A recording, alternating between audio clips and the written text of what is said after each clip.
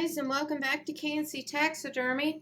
I just thought I'd do something real quick to show you how I prep for setting the antlers on a white-tailed deer. I know we did that previously with the oryx, but I thought I'd go back since the white-tailed deer is usually the most common mount for a taxidermist.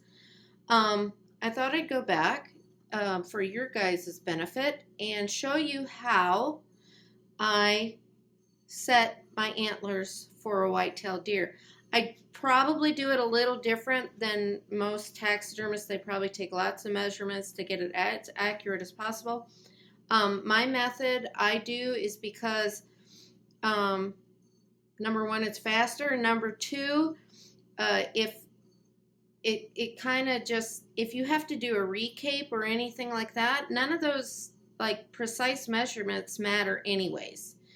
So if it's not the original cape to the antlers and the previous head and all that, then it's kind of all for naught anyways. So I kind of just do this. It's faster and just it works well for me. So I know there's a lot of extra measurements you can take from, you know, the back of the eye to the base of the burr and all that kind of stuff, but this is what I do. So, and I haven't had an issue with it yet. I'm sure if anybody, you know, has other ways that they do it, feel free to comment, but and put in your 2 cents if you want to, if you feel like you want to. Anyways, so I haven't sanded this form yet, and if you would like to see how I sand and prep my forms, I will do a video on that as well. But this is just I go ahead and fit it. I just fleshed it and went ahead and bondoed the ears. So his ears, he's prepped and fleshed, and so I go ahead before I sand it because it slides on a little better to make sure. And of course this guy fits good. He's got lots of wiggle room in here. So before I bondo and fit my antlers, I just take what I already have on this guy and I set it on there and just kind of eyeball it, and of course I can tell that there's a little too much here on the base of the skull that's been left on there. Now, I also have like a big popsicle stick that I use, and let me grab that real quick. It's right here, if it'll come to me. And typically, the majority of your deer are usually from this cowlick right here, from that cowlick right there, from the base of the eye, from the back, the back of the eye to the base of the burr, which you go by this cowlick right here. It's usually either 2 1/4 or 2 1/2 inches. That's usually, unless you get the major huge, but your average whitetail, that's usually, so I usually go ahead, and this little guy is probably going to be, yeah, more of a 2 1/4. And I always double, yeah, 2 1/2, it's going to be way too big. And I always want to make sure I have, there's my eye hole, there's my eye hole. I kind of put my finger in there and kind of, yeah, see, that's going to be, on average, it's usually about 2 1/4. Because you don't want to pull this too tight to where, see, then you get, if you try to stretch this up too high over the, to sew it together, to fit around that, then you're going to have, see how tight your eye's going to be pulled. And it's going to, we don't have Asian whitetails here, just saying. So we want him to have a nice relax for tucking and all that. And there's the tucking skin. I always before I start sewing my Y incision anyways, I like, of course I'll be doing my clay work and setting my eyes anyways, but I will have that tear duct right there. I will tuck that and pin that just like that to make sure I don't pull this away from my eye here. But I will and then usually I go ahead while I'm fitting the cape on the form, I will go ahead and line it up how I'm going to want it. And I see, you know, there's a ridge on the top of your form right here on the forehead. And then there's a ridge right here on the top of your skull cap. I line those up, and usually that's about, your skull cap doesn't sit that high up. The back of the head isn't like this. So I line it up about to where it's going to have a nice even flow. And then I'll take a Sharpie marker, and I know about that right there needs to come off, probably about 1/4 of an inch off these points right here. So I'll go ahead and make a little cut, and then I'll test fit it again, and then we'll do the Bondo. And I'll go ahead and make that cut now, and then I'll drill my 3 holes in there, and we will go ahead and get this set. And that's like my quick method, and I'll stop talking now and go ahead and show you.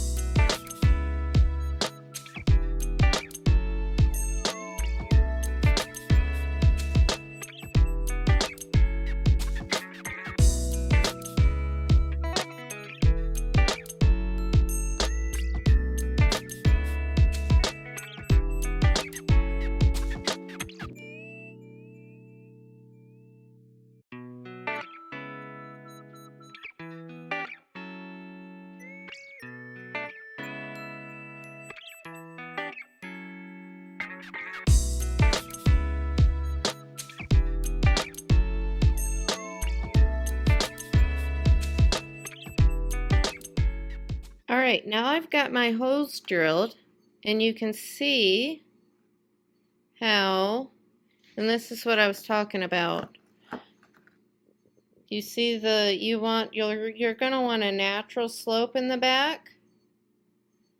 So I have cut, and that's the ridge I was talking about on the top of the form, and you'll want it to line up with the ridge on the skull. And I've drilled my holes, and now I'm going to mix up some Bondo, and I will set those antlers in place. And of course, before I start sewing up, I will fill it in with clay. So that's how these antlers will set up on here. Okay, sorry, I'm trying to hold the camera by hand so that I can get a better picture for you. But so this is how, I mean, simply I try to, and then you can, to check it, you can take your tongue depressor with your 2 1/4, and you can check from the back of the eye on the form to the base of the burr. And if it's not 2 1/4, you're going to want to take a little bit more off the bone here, off of here, because that's your, hold on, let me get my, here's your 2 1/4. You'll want to go from here, from the back of your eye to right here, your 2 1/4, and that should hit at the base of the burr. So that's how I measure to make sure that it's not going to be pulling too tight on here. So as you can see, if I take my stick, the base of the burr in the back of the eye, it's 2 1/4. That line right there, that's 2 1/4. So I know from the base of the burr to the back of the eye. This is going to fit. It's going to sew up good. And that's just a quick, easy way that I measure out. Because if you have a recape, if this isn't the original cape to these horns, that's how you would have to try to fit it. See, you can go ahead and see how that's going to fit nice. And you can even fit it just like that. He's gonna fit just nice, just right. So, and I check both sides. You know, you can always check your work. What's the saying? They say measure twice, cut once. So I always check. Some people may say it's quick and sloppy, but I've never had an issue with my capes coming back together over my horns. So, and that's how we kind of learned it, to do it quickly at school, because all of our mounts that we had to do were recapes. So, so yeah, that's how I do it. And now I'll go ahead and show you how I am going to set this up and do the Bondo.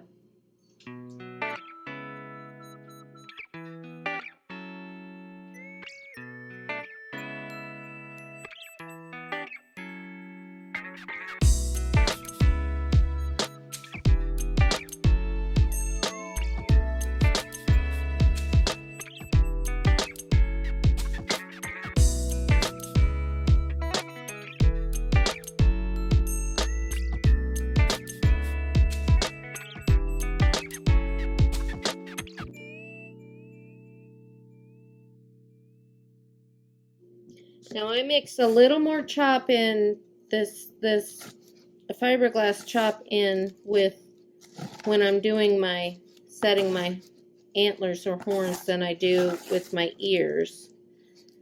And you can see I use a little bit more Bondo than I do with the ears too. I got about 2 good spoonfuls. That rack isn't huge, so I don't. The skull cap's pretty small, so I don't need a whole lot. But I am going to make it a little thicker for the skull cap, because I don't want it running all over the place. I want it staying where I put it.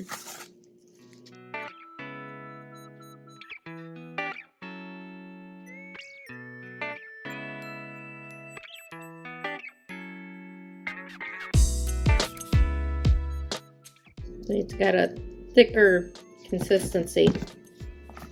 Then I'm gonna put my frame activator on there.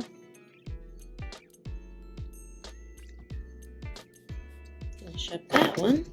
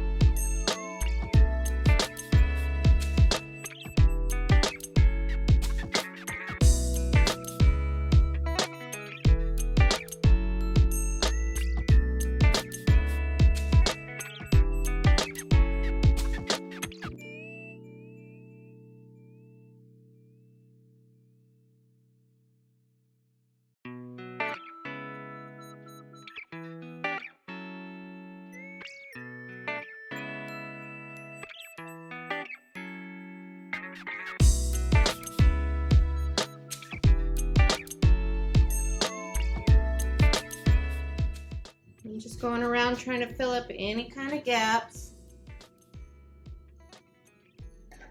while it's setting. And of course I go ahead and try to fill in the natural slope of the back of the head here too.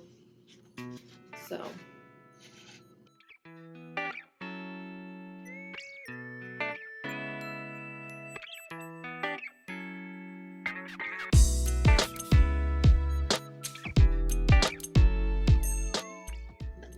hold it in place while it's setting, hardening.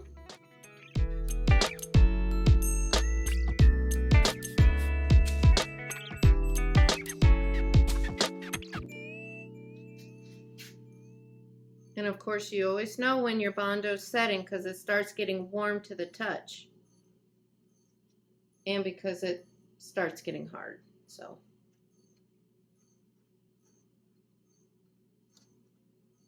and don't worry about all this on the form. Anything you get on the form will brush off. It'll brush right off easy afterwards after it dries. Okay, so now that it's firm enough that it's going to stay by itself, I'm going to grab my screws.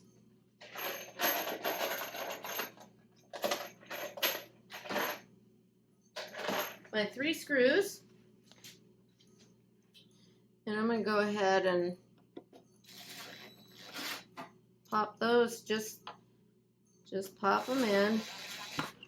I'm not doing them all the way down yet because if I do them all the way down it's going to separate this, and it's not quite. It's still a little soft, but I'm just going ahead and setting those holes while it's still pliable. All right, and then once it starts feeling like it's up. See, it's starting to heat up now in the back. And you don't want it to set too hard. You don't want it to sit on there for too long, because then I've seen it where it adheres, you know, to the form, and it can break your form when you try to get it off. Now at this stage, all I have to do is I usually reach my hand up to one side, hold on to one side of the antler, and then I take my fist. Let me raise it up here so you can see it, my process. It's a very scientific process, I'm telling you. And so I hold it and I pop it, just like that, and it comes right off in one piece. So once I get this sanded, this form sanded up, and my eyes set and my ears drilled out and clay set in there, once I get my cape on, then I can set this right back on there like that. It's ready to go. And I can set my screws, sink my screws, and my antlers are attached. So that's how I do my antlers. Simple but yet efficient. So hope that helped anybody out there. Thanks for watching. Remember to like and subscribe, and hope to see you again.